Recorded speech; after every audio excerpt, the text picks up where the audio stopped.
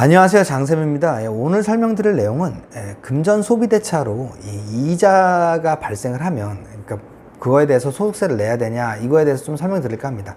우리가 요즘 집값 되게 비싸잖아요. 집값을 비싸려면은 이제 자금 조달 계획서 같은 것도 제출을 해야 되는데, 내가 벌어서 사거나 아니면 대출을 받거나 아니면 증여를 받거나 아니면은 부모님한테 차입을 하거나 이런 식으로 해가지고 소명을 하실 거예요.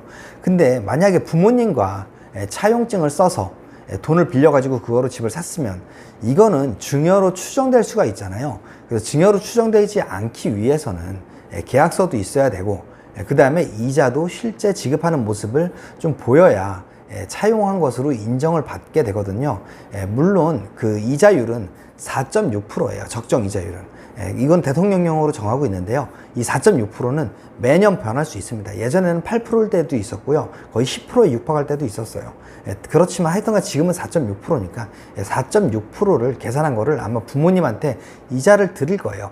그러면은 부모님은 이자를 받았잖아요. 그럼 나의 소득이 발생을 했으니까 이거에 대해서 세금을 내야 되냐 아니면 안 내도 되냐 라고 이제 궁금하실 텐데요. 결론부터 말씀드리면 세금을 납부를 하셔야 됩니다. 한번 은행에서 돈 빌릴 때 어떻게 돌아가는지 한번 볼게요. 은행에서 돈을 빌리시면요, 은행은 저한테 이자를 주겠죠. 근데 이자를 다 주는 게 아니라요, 15.4% 떼고 줍니다. 이 15.4%는 14%의 소득세와 1.4%의 지방소득세로 구성되어 있는데요.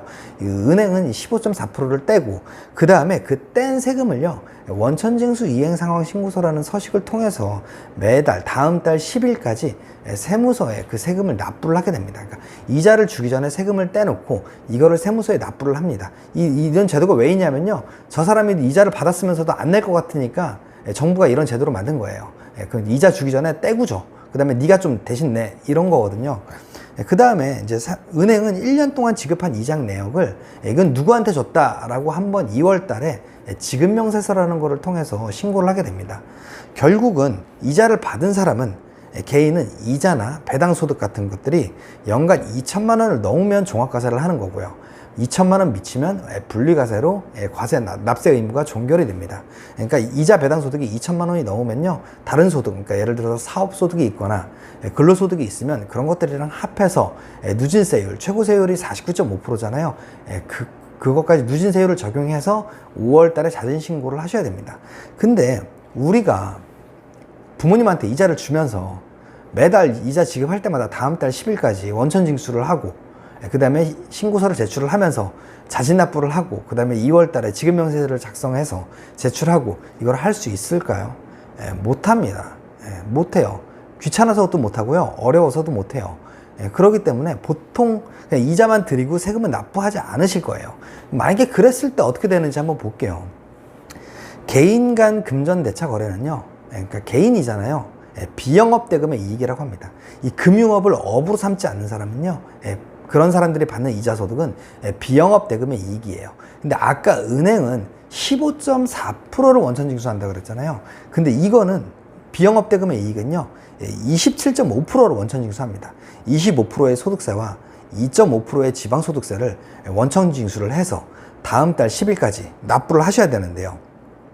예를 들어 볼게요. 제가 예를 들어서 부모님한테 3억을 빌렸어요. 3억을 빌렸으면 3억의 적정 이자율은 4.6%고요. 그 다음에 4.6%에 27.5%를 연간 375만 원을 제출을 하고 납부를 해야 되는 거예요. 그러면은 과세가 종결이 됩니다. 왜냐면 이게 2천만 원이 안 넘잖아요. 근데 이거 안 할 거잖아요. 못 하잖아요. 못 하다 보니까, 원래 이렇게 해야 되는데 못 하다 보니까, 만약에 금융소득이 2천만 원 넘지 않는다면 분리과세로 납세 의무가 종결됨에도 불구하고 원천징수 되지 않은 소득은 그 금액이 100원이든 1000원이든 만원이든 10만 원이든 무조건 종합과세를 해야 되는 거예요. 원천징수를 하지 않으면. 그래서 만약에 부모님한테 이자를 드렸는데 그걸 난 원천징수해서 이제 세무서에 납부를 하지 않았다라고 하면은 부모님은 5월 달에 그 이자 소득을 합해가지고 소득세를 자진신고, 납부하셔야 된다라고 알고 계시면 될 것 같아요. 근데 요즘 이거를 진짜로 세무서가 조사를 해서 소득세를 부과할까? 솔직히 예전에는 부과하지 않았거든요. 이게 그냥, 그래, 좀 어느 정도 그거 하고 그냥 끝내 이렇게 했는데 금액이 크지 않으니까. 근데 요즘은 종종 이제 이런 케이스들이 나와요.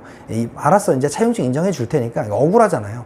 차용증 인정해 줄 테니까 그러면은 이자소득세, 그 이자소득에 대해서 부모님 종합소득세 신고해, 가산세랑 같이, 이런 식으로 나온단 말이에요. 이 케이스가 없는 케이스가 아니에요. 요즘은 되게 많아요. 그렇기 때문에 이것도 한번, 만약에 내가 하실 수 있다라고, 금액이 되게 크거나 하실 수 있다라고 하면은 이거 한번 해보시는 것도 저는 추천을 드리기는 해요. 귀찮기는 한데.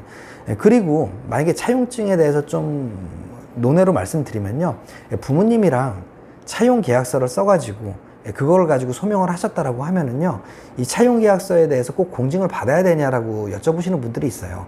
그 공증받는 이유는 뭐냐면요, 내가 만약에 소명을 할 때 계약서를 제출을 하면 그거 마치 어제 썼는지 아니면 진짜 돈 빌렸을 때 썼는지 모르잖아요. 그렇기 때문에 내 이 계약서는 내가 과거에 빌렸을 때 쓴 계약서야 라고 이제 어필을 하려고 이렇게 쓰는 것, 공증을 받는 것 뿐이지, 그게 뭐 절대적인 기준은 아닙니다.